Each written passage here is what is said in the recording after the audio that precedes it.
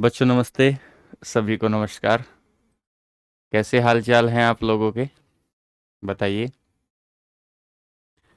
सब बढ़िया हैं? कैसे हाल चाल हैं, आइए और बताइए एक बार।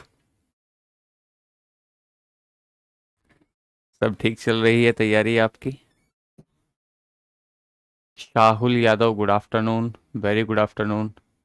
सीलू हर हर महादेव। पुष्पेंद्र राम राम जी। राम राम भाई पुष्पेंद्र। विशाल यादव दुर्गेश।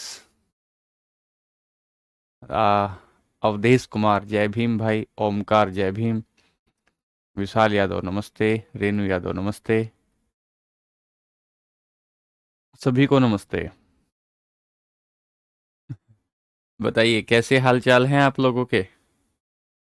बताइए बताइए, सब बढ़िया हैं? पढ़ाई ठीक चल रही है?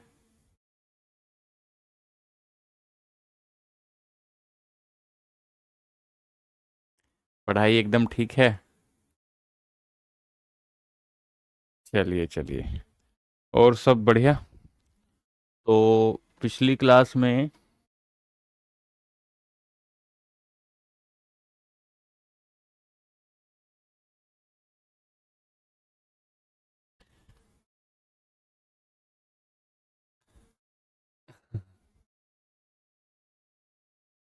मैं अच्छा हूँ राहुल भाई, मैं एकदम बढ़िया हूँ।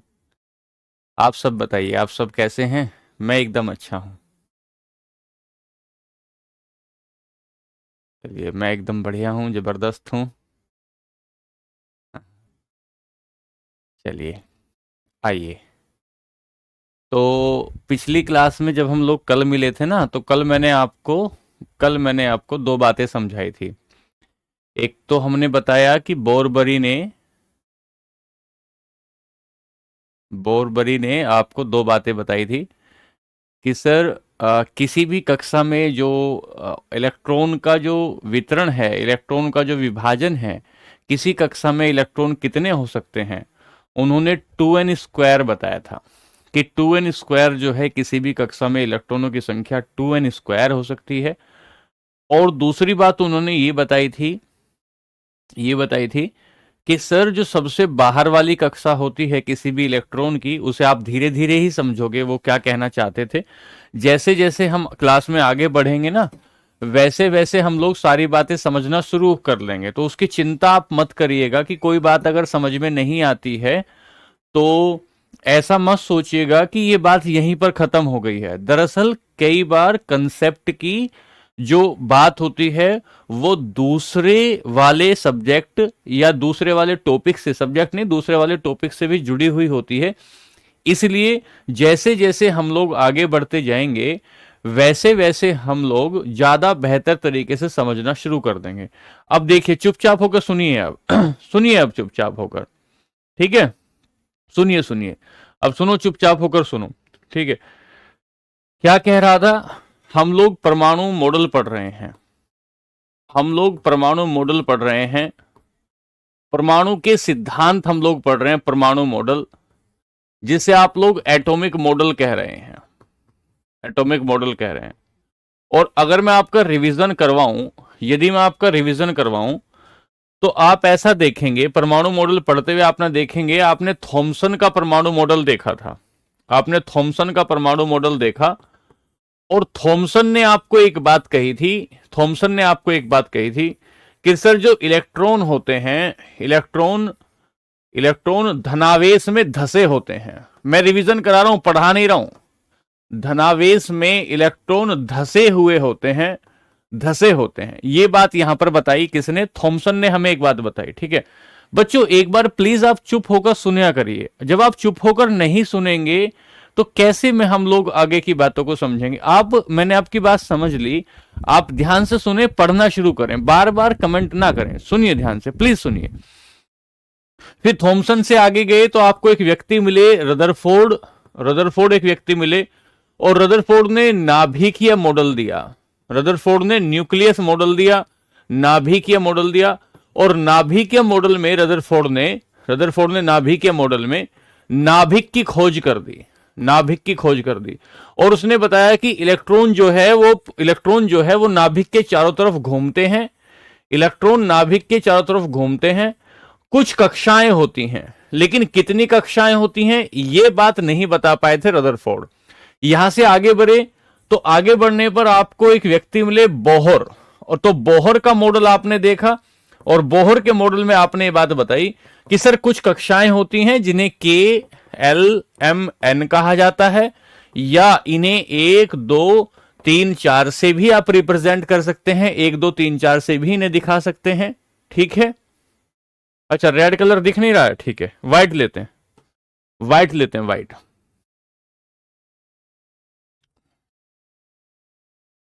तो हमने एक तो थॉमसन की बात की, थॉमसन ने आपको क्या बताया था, तरबूज मॉडल दिया था, ये तो आप सारी बात पढ़ गए, तरबूज मॉडल दिया था। यहां से आगे आए रदरफोर्ड, रदरफोर्ड आए, और रदरफोर्ड ने आपको क्या बताया, रदरफोर्ड ने नाभिकीय मॉडल दिया, उसने इलेक्ट्रॉन की बात की कि इलेक्ट्रॉन होता है और ये नाभिक के चारों ओर घूमता है। इसके बाद बोहर व्यक्ति आए, सर बोहर आए, और सर बोहर ने बताया कि कुछ कक्षाएं होती हैं जिन्हें के एल एम एन कहते हैं, या 1 2 3 4 से इसको डिनोट कर सकते हैं। ठीक है, ये भी इस बात को नहीं बता पाए कि कितनी कक्षा में, ये भी इस बात को नहीं बता पाए कि कितनी कक्षा में कितने इलेक्ट्रॉन होते हैं। जब यहां से आगे चले तो एक व्यक्ति कल की क्लास में आपने देखे बहुत बड़ी योजना आई, बहुत बड़ी योजना आई, और बहुत बड़ी योजना ने दो बातें आपको बताई आकर। पहला, किसी भी कक्षा में इलेक्ट्रॉनों की संख्या 2n² हो सकती है, किसी भी कक्षा में इलेक्ट्रॉनों की संख्या 2n² हो सकती है।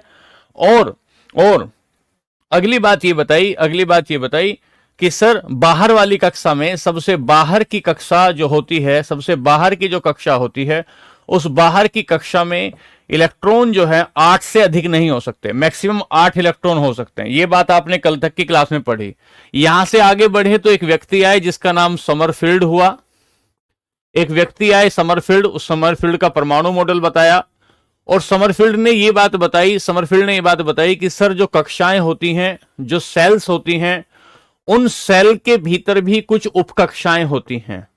कल की क्लास में आपने इसे समझा था कि सेल के भीतर भी कुछ उपकक्षाएं होती हैं, मतलब ये जो सेल्स होती हैं, इस सेल्स के भीतर कुछ सब शेल होती हैं, सब शेल होती हैं। पीछे आप पढ़कर आए हैं कि सेल को के एल एम और एन से दर्शाया जाता है, सब सेल को एस पी डी एफ से दर्शाया जाता है, एस पी डी एफ से दर्शाया जाता है। ठीक है, अब ध्यान से समझेंगे, अगला परमाणु मॉडल लिखेंगे, यहां तक की बात आपने समझ ली थी। अगला परमाणु मॉडल लिखेंगे जिसे हम श्रोडिंगर का परमाणु मॉडल कहते हैं। लिखें, हेडिंग दे आज की कक्षा में, श्रोडिंगर का परमाणु मॉडल लिखें, आज हम लोग इसे पढ़ेंगे, श्रोडिंगर का परमाणु मॉडल पढ़ेंगे, श्रोडिंगर का परमाणु मॉडल पढ़ेंगे।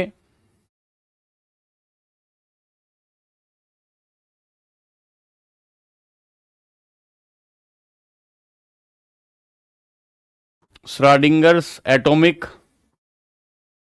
मॉडल। चलिए श्रोडिंगर का परमाणु मॉडल पढ़ेंगे। क्या कहता है श्रोडिंगर का परमाणु मॉडल? अभी तक आप पढ़ के आए हैं कि कक्षाओं के भीतर कुछ उपकक्षाएं होती हैं, सेल के भीतर कुछ सबसेल होती हैं, और यहां से आगे पढ़ेंगे तो श्रोडिंगर कहते हैं कि सेल के भीतर सबसेल होती हैं। सबसेल तो होती तो पहले तक हमें पता ही है, पहले से हमको पता है, लेकिन कुछ सेल ऑर्बिटल्स में बटी होती हैं, कुछ सेल ऑर्बिटल्स में बटी होती हैं, कक्षाएं उपकक्षाओं में और ऑर्बिटल में बटी हुई होती हैं, कक्षाएं उपकक्षाओं और ऑर्बिटल में बटी हुई होती है। कल किसी बच्चे ने पूछा था कि सर उपकक्षाओं को ही ऑर्बिटल कहते हैं क्या? नहीं सर, उपकक्षाओं को ऐसा नहीं कहते हैं। तो लिखिए ध्यान से एक बात, श्रोडिंगर ने बताया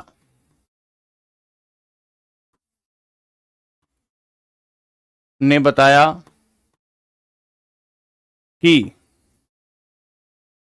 नाभिक के बाहर का क्षेत्र, नाभिक के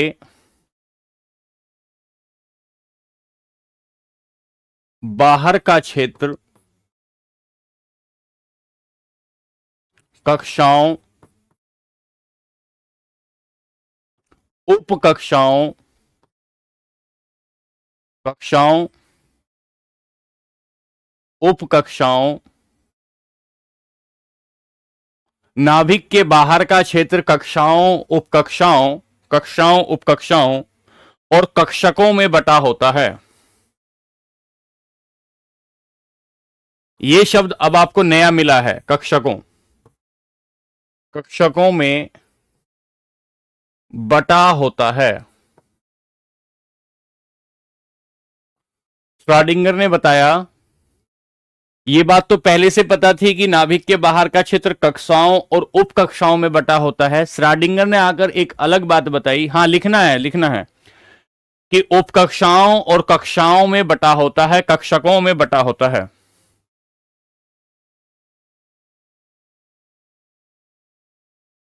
अभी समझाता हूं।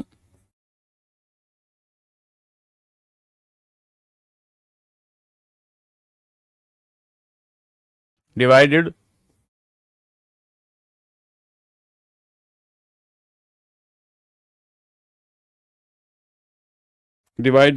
region outside the nucleus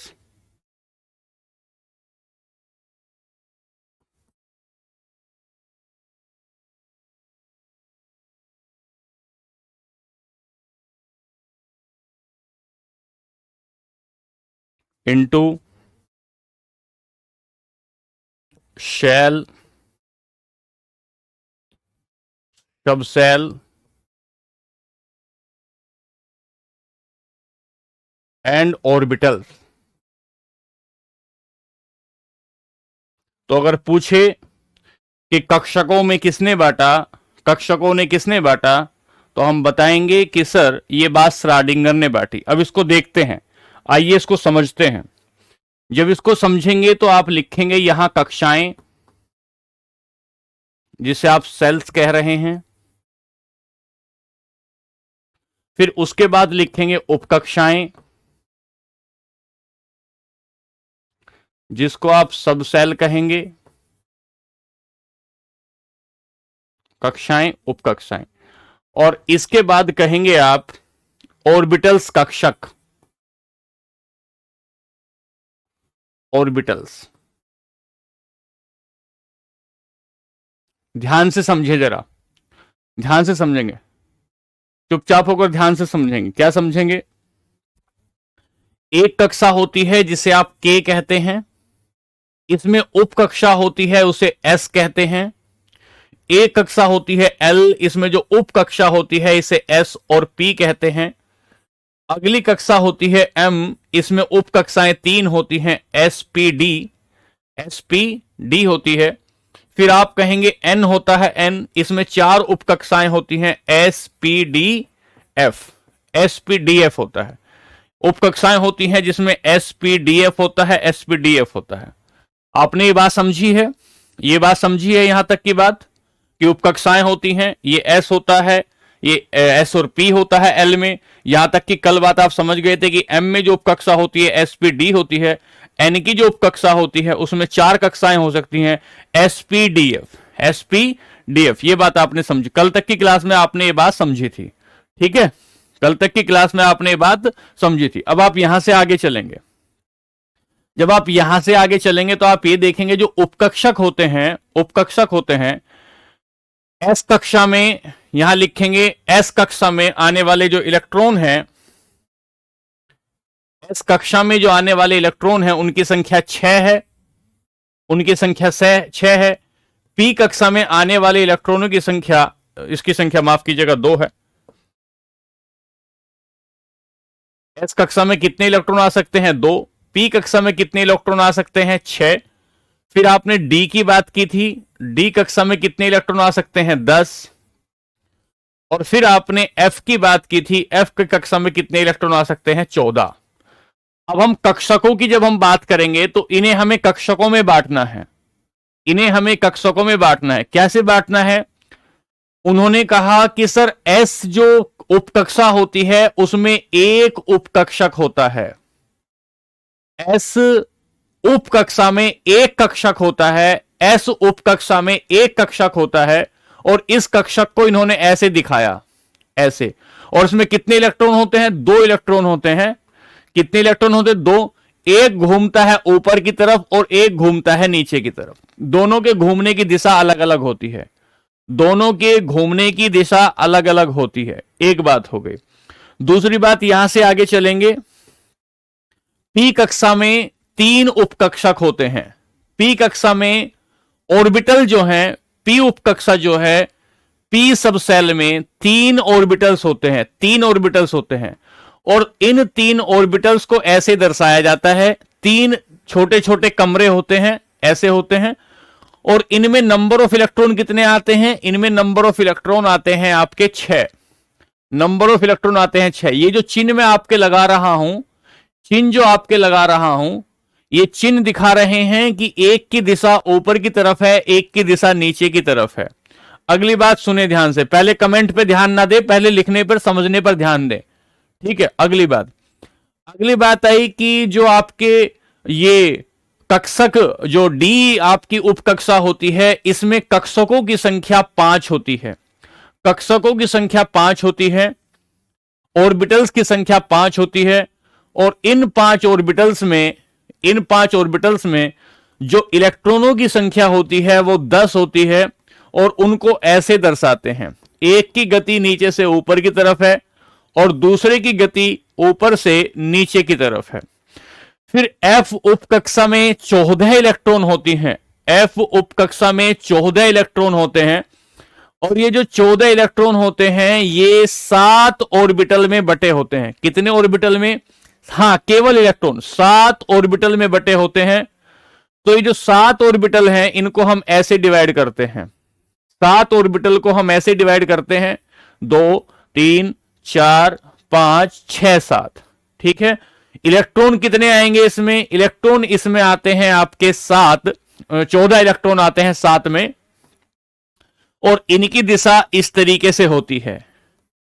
इनकी दिशा इस तरीके से होती है।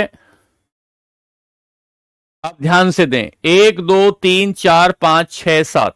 जिसको अभी भी समझ में नहीं आया वो समझो, दोबारा से मैं समझाना चाह रहा हूं। एक बच्चे को हमने कहा कक्षाएं कितनी होती हैं, तो बोर ने बताया था कि सर कक्षाएं कितनी भी हो सकती हैं, उसे हम के से, एल से, एम से, एन से दर्शाते हैं। उनके भीतर कुछ उपकक्षाएं होती हैं, उन उपकक्षाओं को एस पी डी एफ कहते हैं। उन उपकक्षाओं को एस पी डी एफ कहते हैं, एस पी डी एफ कहते हैं, ठीक है।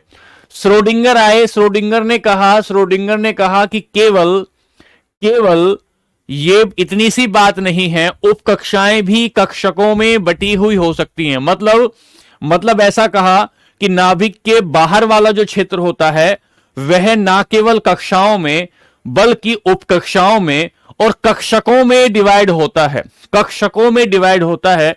जब वो कक्षकों को बांटने गए तो उन्होंने कहा कि ये जो एस उपकक्षा होती है इसमें ये एक कक्षक होता है पूरा, 2 इलेक्ट्रॉन होते हैं, दोनों के घूमने की दिशा विपरीत होती है।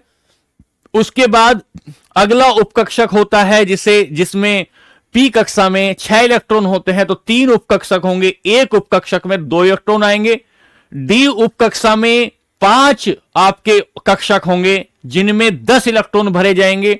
और उसके बाद एफ जो उपकक्षा होगी उसमें 7 उपकक्षक, 7 उसमें जो है हम कहेंगे 7 उसमें आपके ऑर्बिटल्स होंगे। उन 7 ऑर्बिटल्स में 14 इलेक्ट्रॉन भरे जाएंगे। 7 ऑर्बिटल्स में 14 इलेक्ट्रॉन भरे जाते हैं। बात ठीक है? यहां तक बात हमने समझी। तो देखो क्या कह रहे हैं कि श्रोडिंगर ने बताया कि नाभिक के बाहर का क्षेत्र कक्षाओं में, उपकक्षाओं में और कक्षकों में बटा होता है। तो ये जो कक्षकों की जो बात की है, इस कक्षकों को श्रोडिंगर ने ऐसे दर्शाने की कोशिश की जो मैंने आपको दिखाया है, ऐसे दर्शाने की कोशिश की। चलिए, ये बात हो गई। उम्मीद करता हूं कि आपको ये बात समझ में आई होगी। यहां से आगे चलते हैं। अब हम आएंगे आफबाउ का नियम, आफबाउ मॉडल।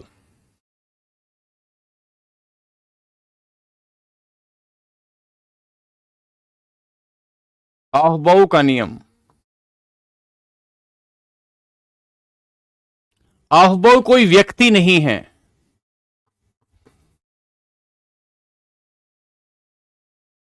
ऑफबाउ कोई व्यक्ति नहीं है।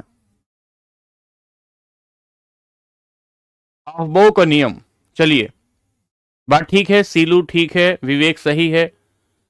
ऑफबाउ कोई व्यक्ति नहीं है, इसका मतलब होना बिल्डिंग अप। लिखें, लिखें। उपकक्षाओं में, उपकक्षाओं में इलेक्ट्रॉनों को भरने का तरीका, उपकक्षाओं में इलेक्ट्रॉनों को भरने का तरीका ऑफबाउ नियम कहलाता है।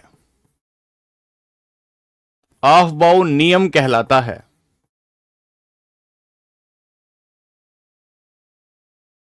ऑफबाउ नियम कहलाता है।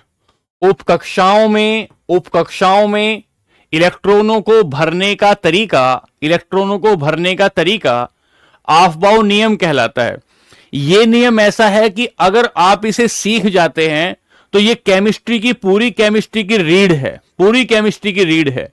अगर आप इसे समझ जाएंगे तो मान के चलिएगा कि आने वाला जो पूरा का पूरा, आने वाला जो पूरा का पूरा आपका आवर्त सारणी पीरियोडिक टेबल होगा, पूरा आपके लिए मलाई मक्खन जैसा हो जाएगा यदि आप इसे समझ जाते हैं। तो हमने कहा कि उपकक्षाओं में इलेक्ट्रॉनों को भरने का तरीका, the sequential filling of electron, the sequential filling of electron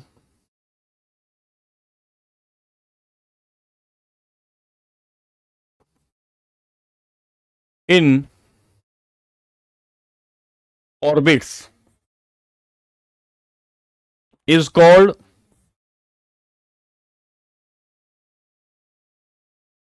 ऑफबाउ law, Aufbau का नियम, ऑफबाउ का नियम। ठीक है, अब देखिए कैसे हैं। इस पर जितनी भी आपके भीतर ताकत है, जितनी भी आपके भीतर ताकत है, आप इसमें लगा दीजिए, आप इसमें लगा दीजिए। इलेक्ट्रॉनों को भरने का तरीका ऑफबाउ लॉ कहलाता है। चलिए मैं बताता हूं ऑफबाउ क्या है। ऑफबाउ का मतलब होता है इलेक्ट्रॉनों का भरना, सीक्वेंसिंग, क्रमिक रूप में भरना। तो उपकक्षाएं आपने देखी है, उपकक्षाएं कौन सी है? S P D F, S P D F. इन उपकक्षाओं में इलेक्ट्रॉनों को भरना, कैसे कैसे इलेक्ट्रॉनों को इन कक्षाओं में भरेंगे, इस भरने के तरीके को ही ऑफबाउ का नियम कहते हैं।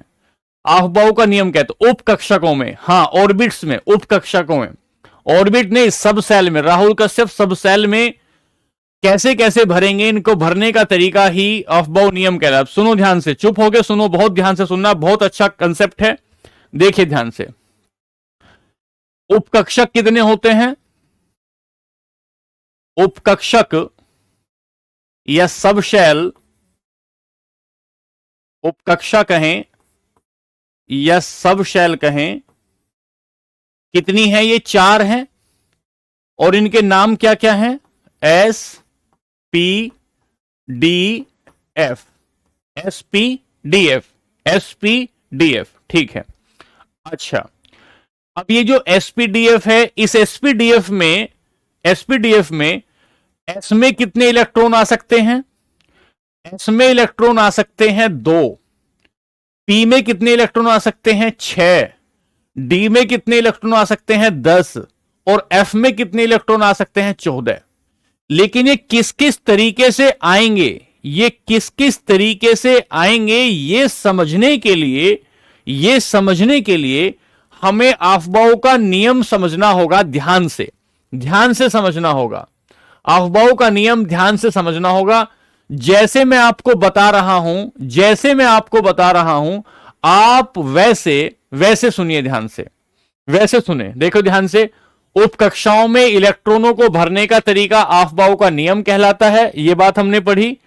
इधर हमने कहा कक्षाएं होती हैं, उपकक्षाएं होती हैं, फिर हमने ऑर्बिटल्स देखे। एक ऑर्बिटल होगा, दो तीन ऑर्बिटल होंगे, 5 ऑर्बिटल होंगे, 7 ऑर्बिटल होंगे। ठीक है, यहां से आगे चलते हैं। अब ध्यान से देना, ध्यान से, कैसे आपको कैसे लिखना है ये जो एसपीडीएफ है ना, देखो ध्यान से जरा, ये जो एस पी डी एफ है, 2 बार आपको एस लिखना है। एस लिखें, एस लिखें, 2 बार एस लिखा, फिर 2 बार पीएस लिखें, पी लिखें, एस लिखें, पी लिखें, एस लिखें, फिर आपको 2 बार डीपीएस लिखना। इधर से हम लोग चल रहे हैं, डीपीएस लिखेंगे। कैसे सर? डी लिखें, पी लिखें, एस लिखें, शांति से पढ़ें तभी समझ में आएगा। डी लिखें, पी लिखें, एस लिखें, फिर आपको 2 बार एफ डी पी एस लिखना है। 2 बार एफ डी पी एस लिखना है। कैसे लिखेंगे 2 बार एफ डी पी एस? देखिए ध्यान से, वहां पर आपने लिखा डीपीएस, डीपीएस 2 बार लिख दिया, फिर लिखेंगे F D P S, F D P S, F D P S. दोबारा बता रहा हूं, सुनो ध्यान से, दोबारा बता रहा हूं, सुनो ध्यान से। 4 उपकक्षक होते हैं जिन्हें एसपीडीएफ कहते हैं। 4 आपकी उपकक्षाएं हैं जिन्हें एसपीडीएफ कहते हैं। लिखने का तरीका सुनो ध्यान से। पहले 2 बार एस लिखो, पहले जितना बता रहा हूं उतना लिखो। 2 बार एस लिखा, एस लिखा, एस लिखा। 2 बार पीएस लिखा, पीएस, पीएस, एक बार ये पीएस, एक बार ये पीएस। 3 बार डीपीएस लिखा, डीपीएस 2 बार, डीपीएस ये लिखा, एक बार डीपीएस, फिर एक बार डीपीएस। फिर आपको 2 बार एफडीपीएस लिखना है, एफडीपीएस और एफडीपीएस, एफडीपीएस और, हाँ ये लिखना है एफडीपीएस और एफडीपीएस। ग्राफ में बताएंगे सोनू सिंह, पहले समझ लो एक बार, ठीक हो। एक बार फिर बता रहा हूं जिन बच्चों को कैसे लिखना है। यहां से शुरू करना है, 2 बार एस लिखेंगे, एक बार एस, 2 बार एस, फिर पीएस, पीएस, फिर डीपीएस, डीपीएस, फिर एफडीपीएस और एफडीपीएस। मुझे लगता है यहां तक बात समझ में आ गया होगा। ठीक है, यहां से आगे चलें। चलो यहां से आगे चलेंगे तो एस से शुरू करेंगे। किससे शुरू करेंगे? एस से शुरू करेंगे। 1s, 2s, जहां जहां एस दिखे नंबर लिखते जाओ। 4s, 5s, 6s, 7s, 8s, जहां जहां नंबर लिखे लिखते चले जाओ। जहां जहां नंबर मिले लिखते चले जाइए। 1s, 2s, 3s, 4s, 5s, 6s, 7s, 8s। अब 2 से शुरू करेंगे। कितने से शुरू करेंगे? 2 से शुरू करेंगे, 2 से। जब 2 से शुरू करोगे तो लिखें 2p, 3p, 4p, 5p, 6p। Basic है बिल्कुल, इसको समझ गए तो समझना पार हो जाओगे केमिस्ट्री में। और 7p। कितने p आ गए? 7p आ गए। कितने p आए? 7p आ गए। नेहा यादव बेटा एक बार ध्यान से पढ़ो, पहले सीखो, पूरा कंसेप्ट सीखो, तभी तो कहोगे समझ में आया नहीं आया। पहले तो पढ़ो एक बार, फिर बताऊंगा आगे। चलिए आगे, आगे चले। जब आगे चले तो फिर आए। अब हम लोग आ गए एसपीडी पर, तो 3 से शुरू करेंगे डी के सामने। 3D, 3D, 4D, 5D, 6D, 6D लिख दिया, 6D लिख दिया। देखिए इधर 6D लिख दिया, 6D लिख दिया हमने। चलिए अब हम लोग किस पर चलेंगे? 4 पर, क्योंकि 3P लिखा, 3D लिखा। 4F पर आएंगे। यहां लिखें 4F, 5F। यहां तक बताओ लिखने का तरीका आया या नहीं? लिखने का, लिखने का तरीका आया या नहीं? लिखने का तरीका आया। पहले सुनो ध्यान से। अरे भैया ट्रिक के चक्कर में मत पढ़ो। प्रशांत भाई नहीं समझ में आता तो तुम मत समझो, छोड़ दो, छोड़ दो। नहीं समझ में आता, तुम्हें नहीं समझा पाऊंगा। सुनो ध्यान से। हमने बताया हमने बताया अफबाओं ने कक्षकों में कितने इलेक्ट्रॉन होंगे, ये बात समझे हम। तो उन्होंने हमने आपको लिखने का, याद करने का एक तरीका बता रहे हैं, याद करने का एक तरीका बता रहे हैं। क्या?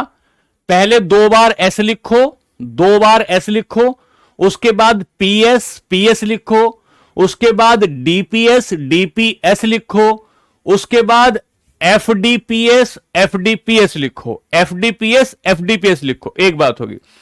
फिर जहां एस लिखा है वहां से 1 2 लिखो, एस के सामने चलते जाओ, 1 2 3 S 4 S 5 S 6 S 7 S 8 S, S के सामने लिखते चले जाओ। ठीक है कुलदीप मौर्य, ध्यान से पहले लिखो तब बताएंगे। अगली बात, फिर हम लोग एस लिख लिया, पी पे आएंगे, 2p 3p 4p 5p 6p पे लिखेंगे, 7p पर पी को नंबरिंग दे दिया। अब डी को नंबरिंग देंगे, 3d 4d 5d 6d। अब हम एफ को नंबरिंग देंगे, किसने से? 5 से, यहां 4 से, 4f और 5f। ठीक है, एक बात समझ में आया, एक बात समझ में आई। अब सुनिए ध्यान से, यह बात समझ में आई। अब देखो ध्यान से क्या कहते हैं। चलिए अब आते हैं इसको समझने पर, अब समझने पर आते हैं। सर हमने कहा हाइड्रोजन, हमने कहा हाइड्रोजन।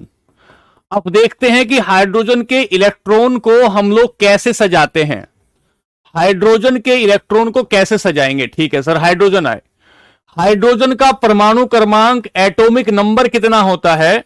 परमाणु क्रमांक जो है, एटॉमिक नंबर जो होता है हाइड्रोजन का, वो होता है 1, वो होता है 1। इसका मतलब यह हुआ, इसका मतलब यह हुआ कि इलेक्ट्रॉन की संख्या, इलेक्ट्रॉन की संख्या, इलेक्ट्रॉन की संख्या 1 हो जाएगी, 1 होगी। किसमें? हाइड्रोजन में। हाइड्रोजन में इलेक्ट्रॉन की संख्या कितनी होगी? 1 होगी। ठीक है, सजाइए, देखे सजाते हैं।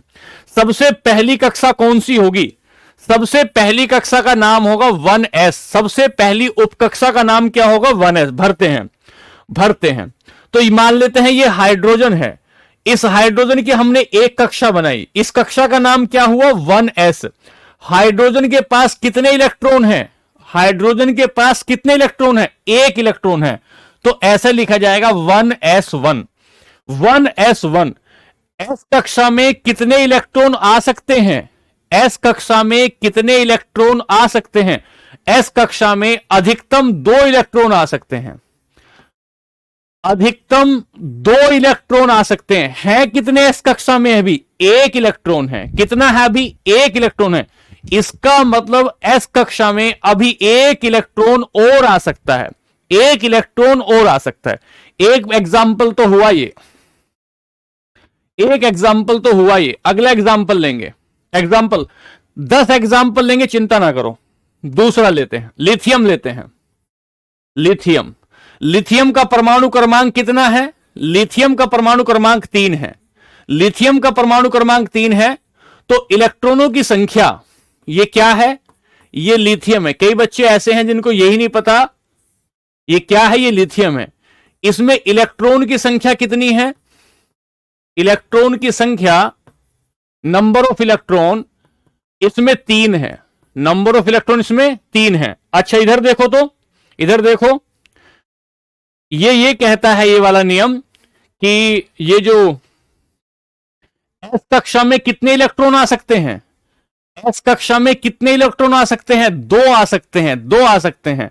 और पी कक्षा में कितने इलेक्ट्रॉन आ सकते हैं? 6 इलेक्ट्रॉन आ सकते हैं। पी कक्षा में 6 इलेक्ट्रॉन आ सकते हैं। तो देखो तो जरा, हमारे पास इलेक्ट्रॉन है कितने? 3 इलेक्ट्रॉन है। आपने लिया लिथियम, लिथियम की कक्षा बनाई, लिथियम की कक्षा बनाई, इस कक्षा का नाम क्या है? 1s। कितने इलेक्ट्रॉन आ सकते हैं इसमें? 2, 2 भर दिए। हमारे पास अभी कितने इलेक्ट्रॉन बचे हैं? 1 इलेक्ट्रॉन बचा हुआ है। मेरे को एक कक्षा और चाहिए, एक कक्षा और बनाई, एक कक्षा और बनाई। जैसे ही आपने एक कक्षा बनाई, जैसे ही आपने एक कक्षा बनाई, अगली कक्षा का नाम क्या दोगे? अगली कक्षा का नाम क्या दोगे? अगली कक्षा बनाई तो इसमें 2s लिखना होगा। अगली कक्षा का नाम 2s है। जैसे आप लिखोगे तो ये 2s है, 2s है। कितने इलेक्ट्रॉन आपके पास बचे हैं? 1 इलेक्ट्रॉन बचा है। तो क्या बना 1s2 और 2s1, 2s1। ये लिथियम की बात हो गई, लिथियम की बात हो गई। अगला लेंगे बेरिलियम, ले लेते हैं अगला, अगला एग्जांपल लेते हैं बेरिलियम, अगला एग्जांपल लेते हैं। बेरिलियम का इलेक्ट्रॉनिक विन्यास 4 है, बेरिलियम का इलेक्ट्रॉनिक विन्यास 4 है।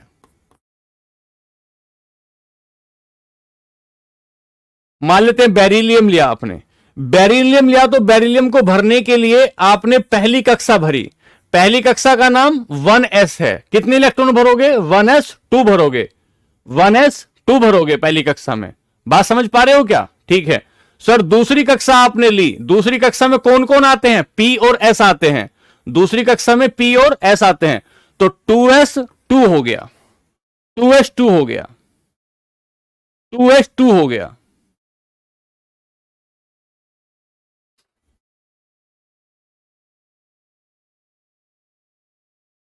बहुत बढ़िया। जिन बच्चों को समझ में नहीं आ रहा है,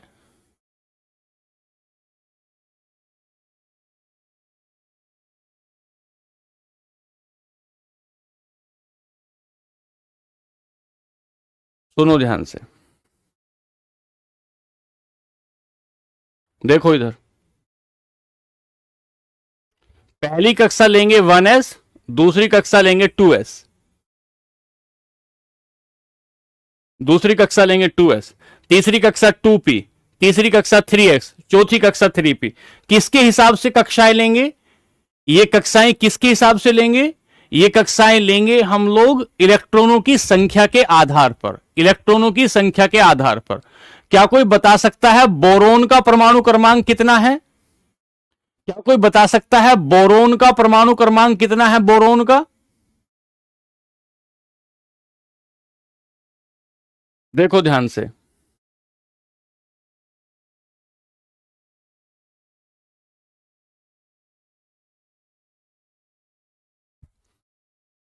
ये राजीव भाई ने बताया कि 5 है, बोरोन का परमाणु क्रमांक 5 है, 5 है।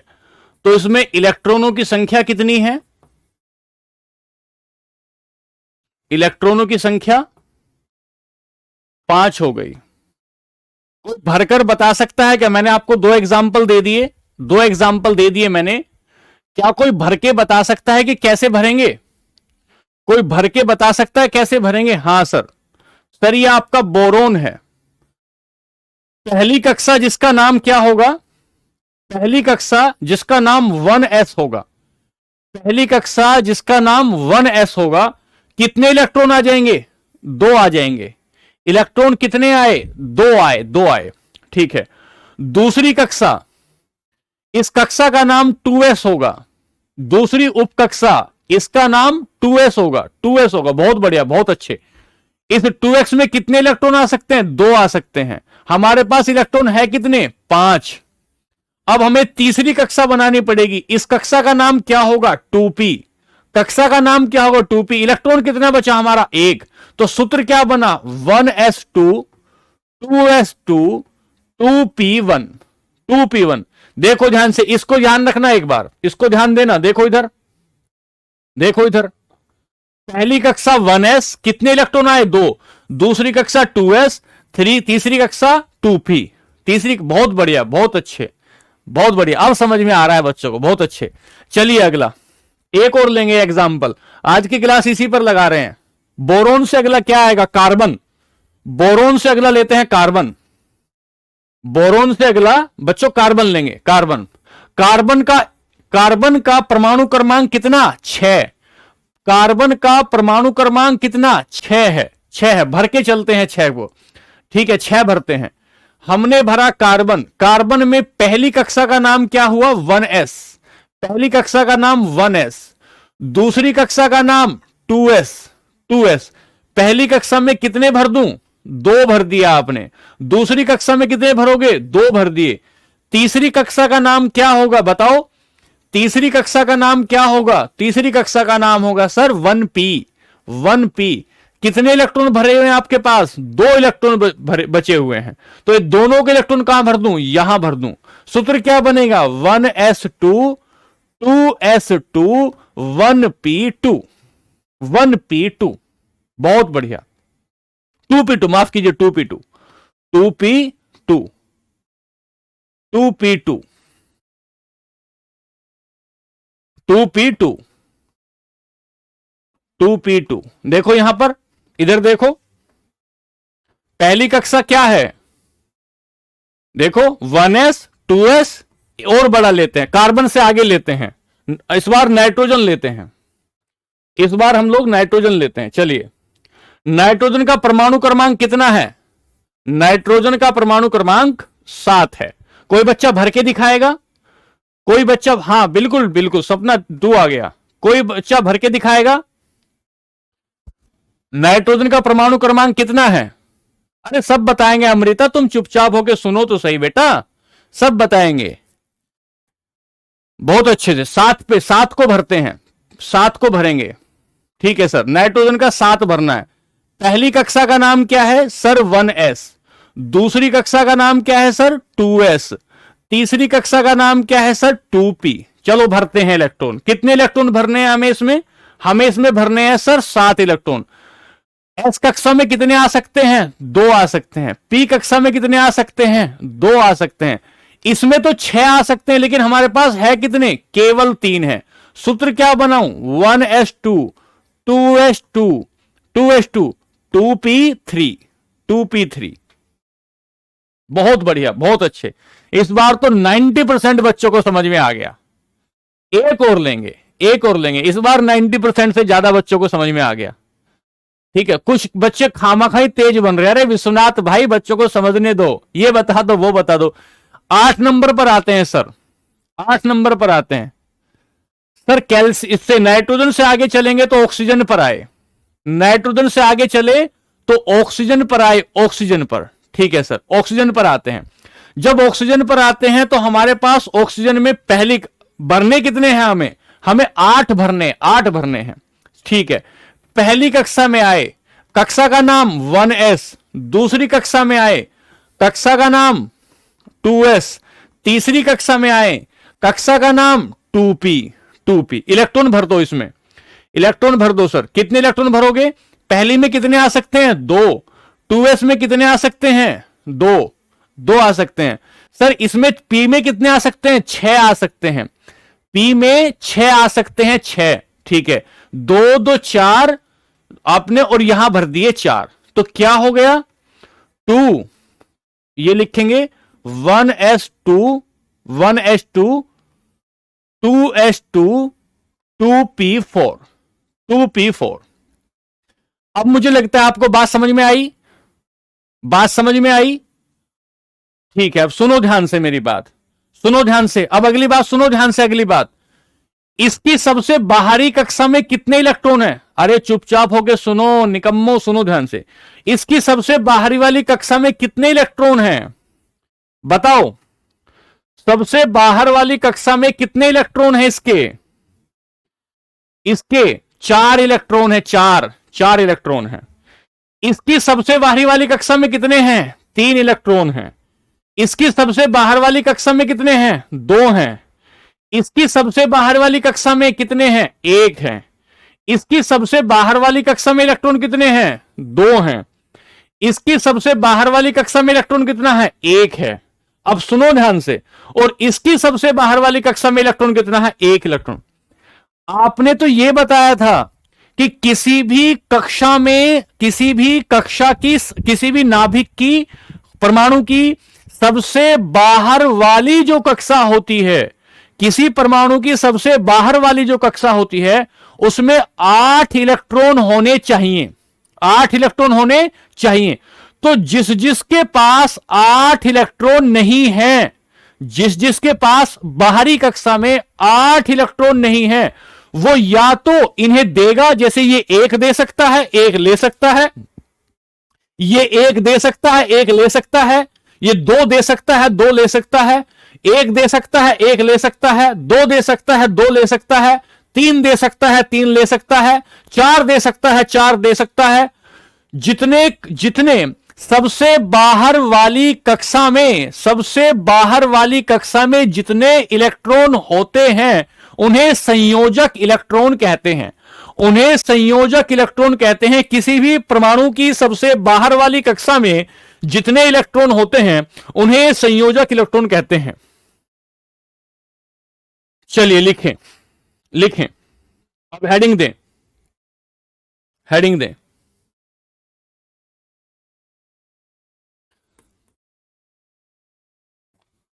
संयोजक इलेक्ट्रॉन लिखें। किसी परमाणु की सबसे बाहरी कक्षा में, किसी परमाणु की सबसे बाहरी कक्षा में, किसी परमाणु की सबसे बाहरी कक्षा में, सबसे बाहरी कक्षा में उपस्थित इलेक्ट्रॉनों की संख्या,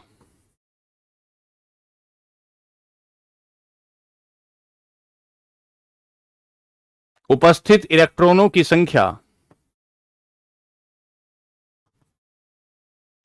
संयोजक इलेक्ट्रॉन कहलाती है या संयोजी इलेक्ट्रॉन कहलाती है। संयोजी इलेक्ट्रॉन कहलाती है।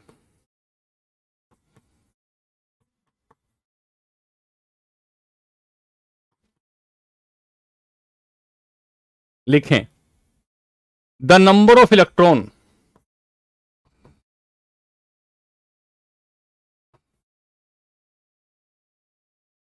presents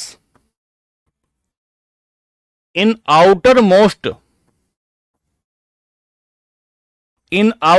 shell of any atom is called valence electron, is called valence electron, is called valence electron। किसी परमाणु की सबसे बाहरी कक्षा में इलेक्ट्रॉनों की संख्या संयोजी इलेक्ट्रॉन या संयोजक इलेक्ट्रॉन कहलाती है। संयोजक इलेक्ट्रॉन कहलाती है। अगली बात हेडिंग, अगली, आंतरिक इलेक्ट्रॉन,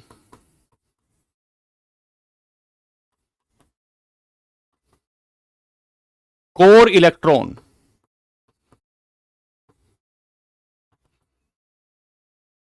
किसी परमाणु की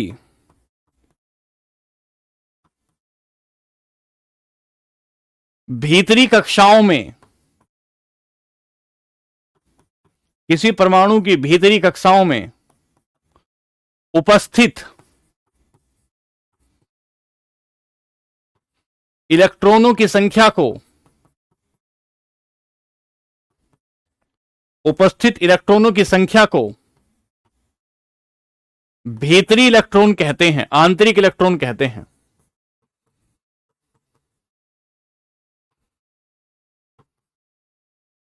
आंतरिक इलेक्ट्रॉन कहते हैं। द नंबर ऑफ इलेक्ट्रॉन्स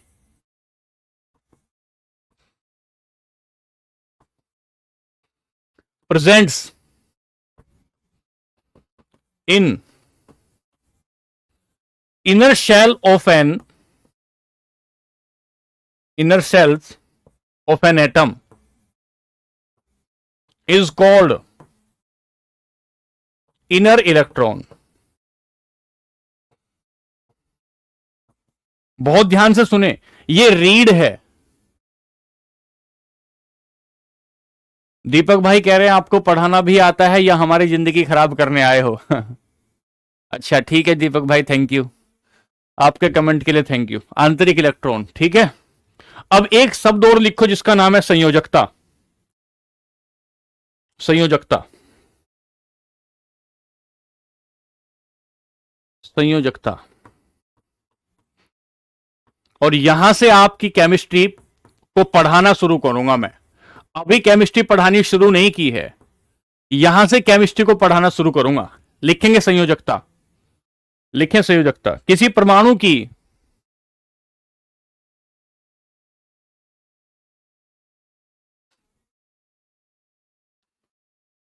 किसी परमाणु की बाहरी कक्षा में उपस्थित इलेक्ट्रॉनों की संख्या संयोजकता। लिखिए ध्यान से, किसी परमाणु, लिखिए ध्यान से,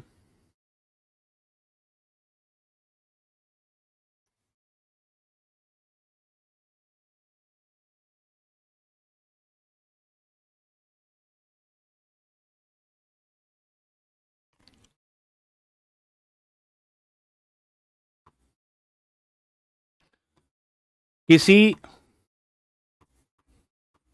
परमाणु की इलेक्ट्रॉनों की वह संख्या, इलेक्ट्रॉनों की वह संख्या जो वह त्यागता है या ग्रहण करता है या साझा करता है, या साझा करता है, परमाणु की संयोजकता कहलाती है। परमाणु की संयोजकता कहलाती है। परमाणु की संयोजकता कहलाती है। परमाणु की संयोजकता कहलाती है। परमाणु की संयोजकता कहलाती है। The number of electron of an atom, the number of electron of an atom accepts, ग्रहण करता है, डोनेट्स, त्यागता है, एंड शेयर, साझा करता है, एंड शेयर, साझा करता है, साझा करता है, with another atom, with another atom is called valency of electron, valency of electron, valency of electron, संयोजकता कहते हैं। क्या कहते हैं? संयोजकता कहते हैं। अब बताओ मुझे यहां ऑक्सीजन की संयोजकता कितनी है? बताओ मुझे कमेंट करके, ऑक्सीजन की संयोजकता बताओ कितनी है? ऑक्सीजन की संयोजकता बताओ कितनी है? ऑक्सीजन में संयोजक इलेक्ट्रॉन कितने हैं? बताओ तेजी से। ऑक्सीजन में संयोजकता कितनी है?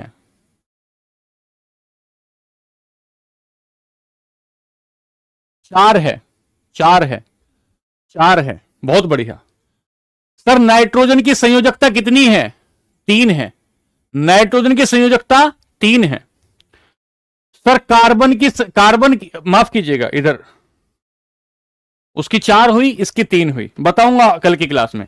इसकी संयोजकता 4 है, इसकी संयोजकता 4 है। अब संयोजकता के बारे में कल की क्लास में हम समझेंगे, लेकिन इतना समझ लीजिए, यहां तक समझ लीजिए, मैंने आपको संयोजक इलेक्ट्रॉन कराए, आंतरिक इलेक्ट्रॉन कराए और संयोजकता कराई, संयोजकता कराई। अब इसी बेस पर, इसी क्लास के बेस पर पूरी पीरियोडिक टेबल आप समझेंगे, पूरी की पूरी पीरियोडिक टेबल आप समझेंगे। हाँ रोहित भाई, ठीक है। चूल्हे की जो आग है, चूल्हे की आग में गैस भी होता है, चूल्हे की आग में हवा भी होती है, चूल्हे की आग में जो है धुआं भी होता है। तो धुआं एक प्रकार का क्या है? पदार्थ ही होता है। गैस एक प्रकार की पदार्थ ही होता है। चूल्हे की आग सूरज की आग नहीं होती। ऊपर कोई बच्चा पूछ रहा था। ठीक है बच्चे, चलिए यहां तक की क्लास को रिवाइज करिएगा और कल की क्लास में हम लोग पीवाईक्यू करेंगे और तब हम लोग आगे जाकर पूरी पीरियोडिक टेबल को पढ़ना शुरू करेंगे कि कैसे कैसे हम लोग पीरियोडिक टेबल पढ़ते हैं आगे चलकर। ठीक है, चलिए फिर आज के लिए नमस्ते, खुश रहिए, आनंदित रहिए और पढ़ाई करते रहिए अच्छे से। चलिए नमस्ते, धन्यवाद, धन्यवाद।